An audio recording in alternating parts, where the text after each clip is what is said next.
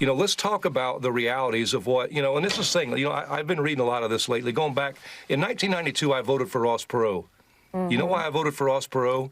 For one reason, because he was the only candidate that talked about how devastating NAFTA would be to American jobs and to our manufacturing base. And he talked about that giant sucking sound. I've read this book here in the last week, Save your jobs, save our country. Why NAFTA must be stopped now. You know what's interesting? Since then, Ross Perot's become a prophet. Since NAFTA was inception in 1993, we've lost 90,000 manufacturing facilities in this country, millions of jobs. And these weren't, low-end jobs. These were jobs that paid decent wages, had good benefits, retirement security. I agree with you. They built communities. But here's my thing. But here's the deal. NAFTA was 30 years ago. The situation that we are dealing with right now, and I agree with you. I'm on the side of the folks that said this did the American workers wrong. Absolutely. But right now, we are dealing with a situation where it's not, these are blanket tariffs. We are dealing with a situation where manufacturing is not going to come back in 2 weeks. So I am really struggling to understand how UAW has aligned itself with Trump on this. Well, and I think more specifically, Mr. Fain, just real quick on that point, how do tariffs create jobs? So first off, NAFTA is still causing us to lose jobs in this country. That's true. Our broken trade system is still causing us to lose jobs in this country. And no one from either party has been willing to even address the issue for 30-plus years. That's the first thing.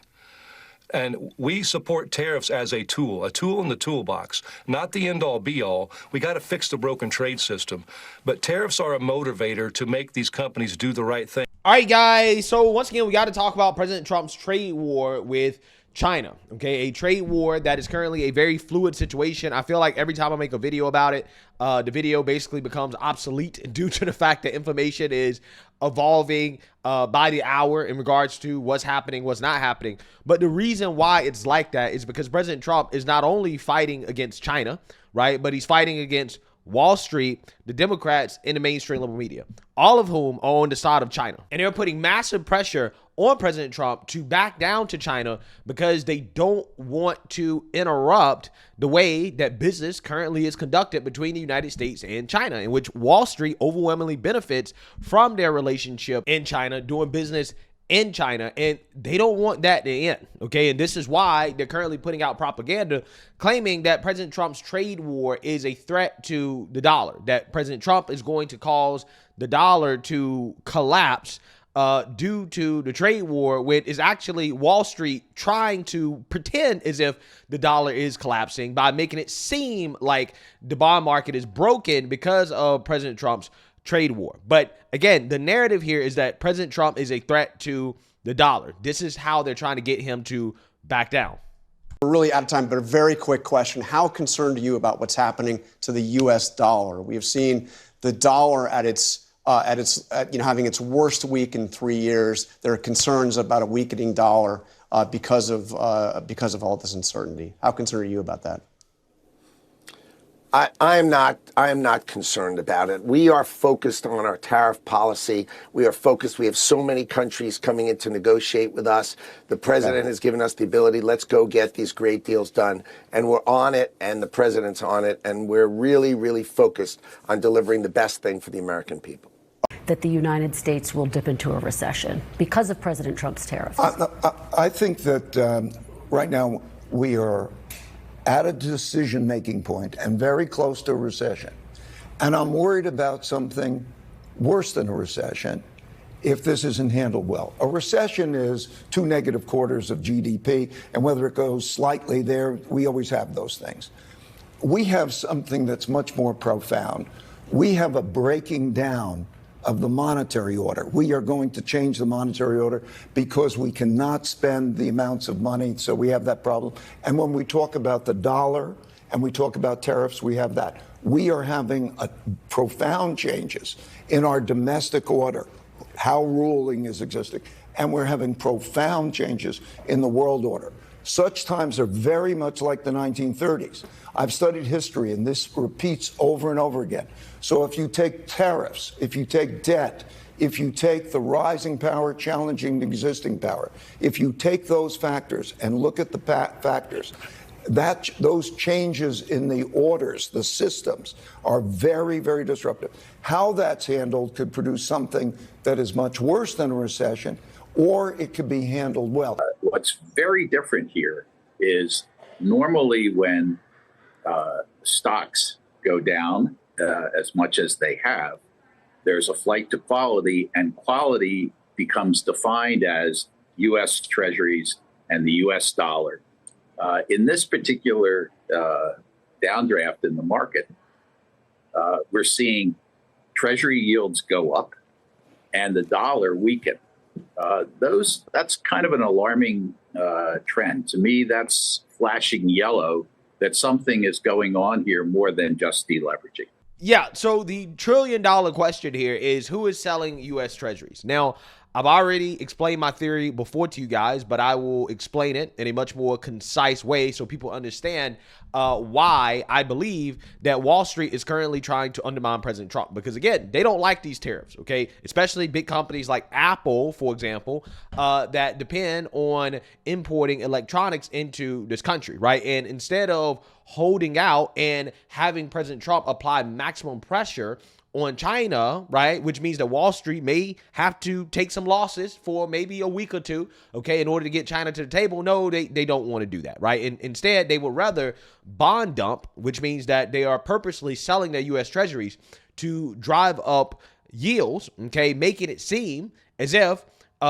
people are no longer confident in the dollar, except it's just Wall Street and probably China dumping their treasuries. Now, why do I believe China is dumping their treasuries? Well, the reason why is because it would make sense for them to do so in the short term in order to make it seem as if they have a position of strength over President Trump, okay? Because if they start to sell U.S. treasuries, they can use that to prop up their economy, okay? Because right now, their exports are basically blocked from coming to the United States with these tariffs. A lot of companies cannot sell to the United States with 100+% tariffs, okay? It makes it extremely hard for them to do so. So in order to prop up their economy in the short term, even though in the long term this would not be good for China, selling treasuries would make it seem like their economy is doing better than it is, right? This is why their stock market in the yuan hasn't completely crashed, which it should have, okay, due to the fact that, again, Chinese manufacturers are struggling, right? And this is something that you're not going to see in the mainstream liberal media because it doesn't really fit the narrative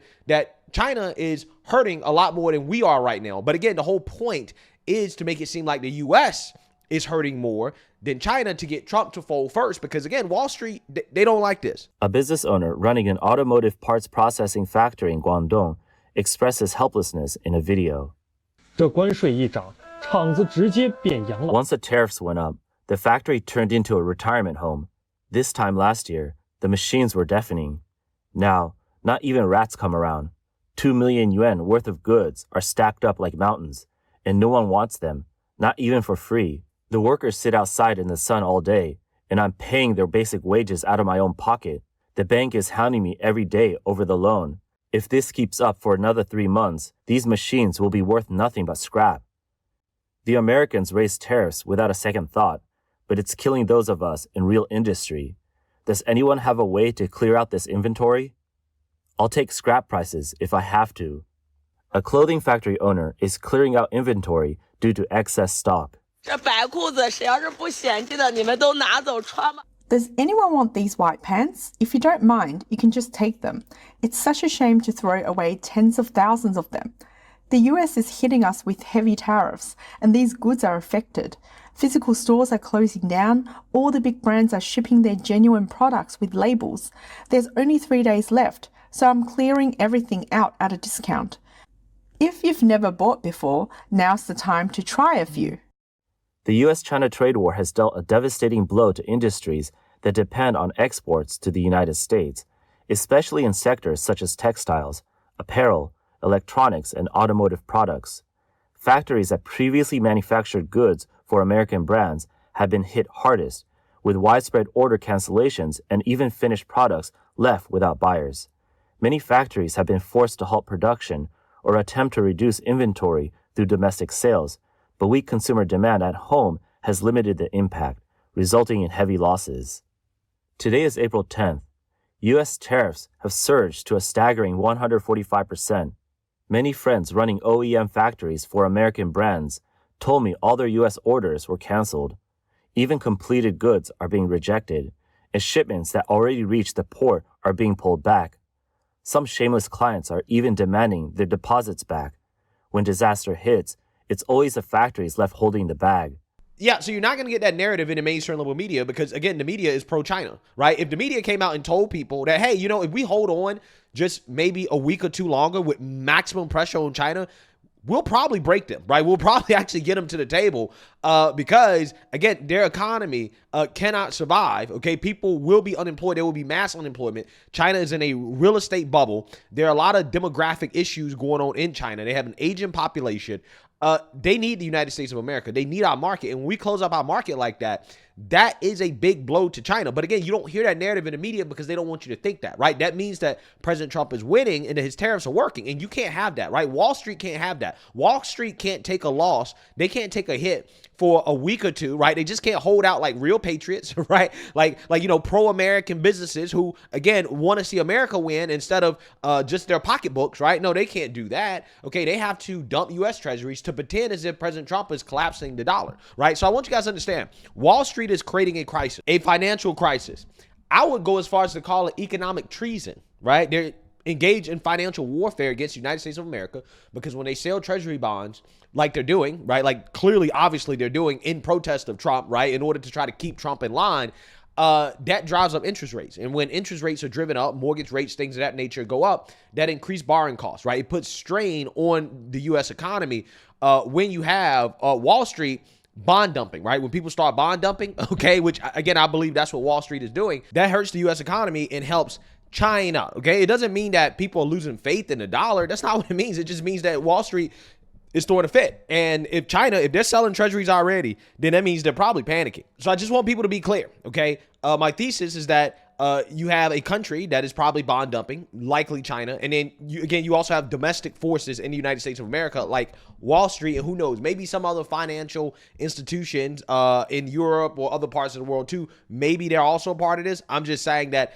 again, a lot of what we're seeing in regards to the bond market, it's not broken. It's just being manipulated. It's being manipulated to look like it's broken because if China, if they're already dumping U.S. bonds, again, that means that they're panicking, right? That's exactly what that means. Because in the long run, that doesn't help China due to the fact that it would strengthen the yuan, which would make their exports more expensive, which is definitely something that China doesn't want in the long term. So if they're doing that to appear stronger than they are, that means that they want to get this over with quickly, right? They want Trump to fold quickly, which is why they're coming out here and basically demanding that President Trump get rid of all the tariffs, even though President Trump is basically still working out the details in regards to how he wants to apply the tariffs across the board, okay, which is being misinterpreted by the media as President Trump folding because, again, that's what they want. Wall Street wants President Trump to fold as well, too, because, again, they want to do business in China. They don't want to see China have an economic collapse, right? This is what they're panicking about, right? Because if we hold these tariffs in place for maybe 2 to 3 weeks, we may be able to get China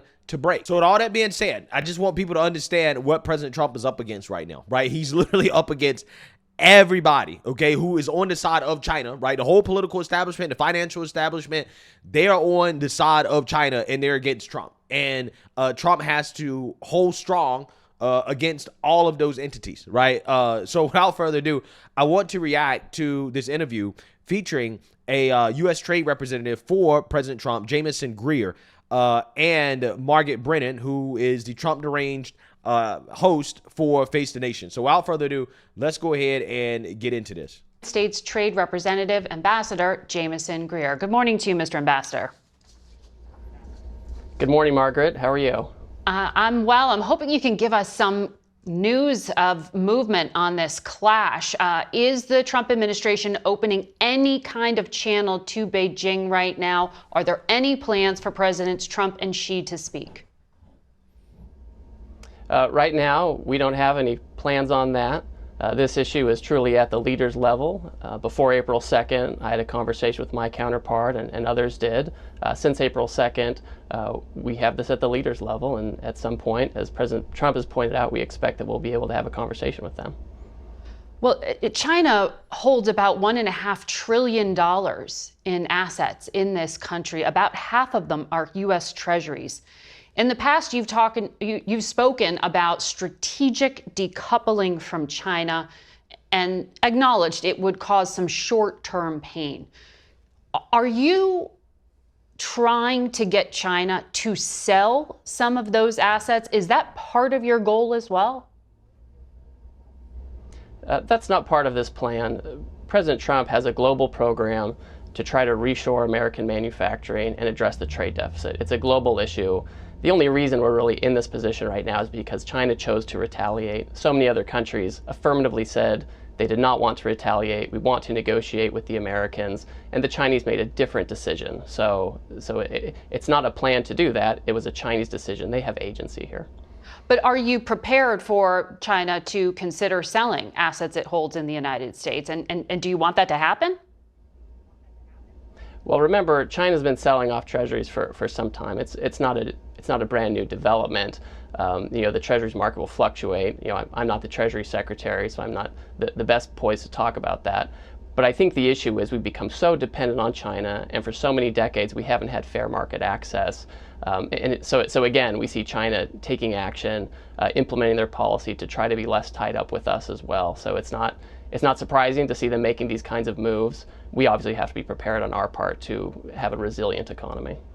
So last Friday, late in the day, the administration published some exceptions to the tariffs on countries, including China, with smartphones, computers, electronics, and machines that make semiconductor computer chips. Last Sunday on this program, the Commerce Secretary told us the tariffs are part of a strategy to bring high-tech factories to the U.S. Take a listen.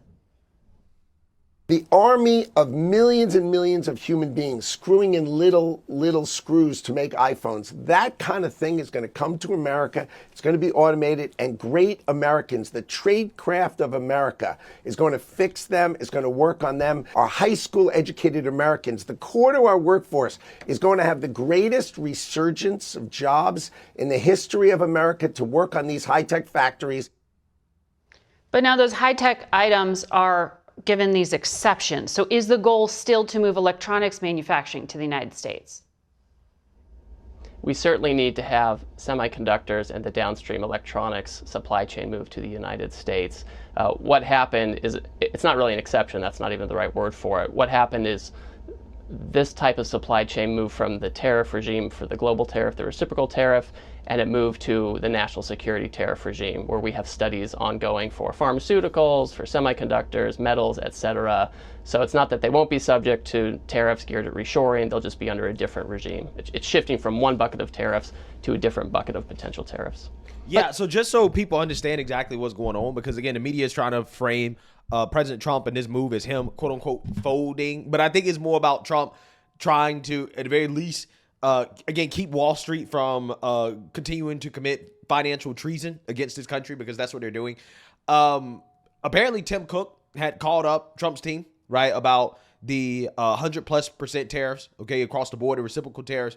And they didn't like that, right? Clearly, Apple does not like those tariffs on their smartphones and things like that. So I think what happened is that Trump is trying to walk the fine line of not letting up on China while at the same time not having Wall Street panic, right? Like, because again, that's what they're doing. This is again why they're panic selling their treasuries, okay? Because they're trying to influence the president and to get him to stop crippling China, right? This is what they're trying to do. Again, they're working on behalf of the Chinese. So when it comes to certain goods, like, the semiconductors, the electronics, the goods that we should build here, okay, for national security purposes, he moved them into another bucket of goods, right, where their tariffs are going to be like 20%, okay?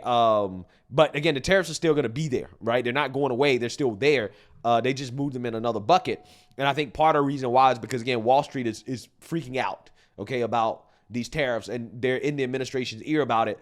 But President Trump knows that he can't let up, right? We have to continue to squeeze China because we can get them to come to the table. We just have to stick it out just a little bit longer, right? Just a little bit longer. But again, Wall Street, they seem hell-bent on trying to make the president fold. But the president is not folding, at least not at this point. But those tariffs aren't in place. That's right. So they are exempt that is subject from to them. study by the Commerce Department. For now, they're subject to a 20% tariff. They're subject to a 20% tariff. That's on China. The Commerce Secretary was on another network this morning, and he said semiconductors are, quote, exempt from reciprocal tariffs, but that won't be a permanent sort of exemption. Here's what you told my colleague Nicole Killian April 8th. Why aren't there any exemptions with some of these tariffs, sir?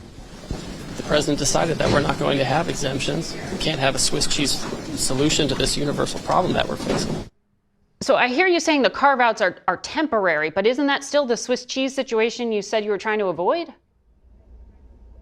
I would just disagree with that, Margaret. We have two different tariff programs. You have the global reciprocal tariff getting at the trade deficit, and you have critical sector national security tariffs, where we have tariffs in place on autos, steel, and aluminum, and we have them coming on semiconductors in the supply chain, pharmaceuticals, lumber, copper, etc. They're just different approaches to do it. We have to be much more deliberate about the semiconductor supply chain because we don't even import semiconductors as such that much, right? They go into downstream products. So we have to be very careful. We want the whole supply chain here, not just one product.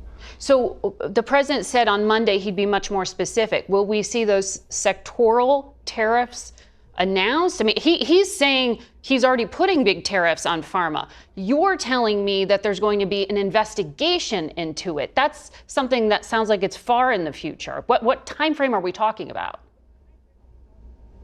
Well, for the national security tariffs, you have to do an investigation in order to impose the tariffs. That's just legal process. That's how we do it. That's how it was done for steel and aluminum, autos, etc. Right, but you've decided the outcome. Investigations for those.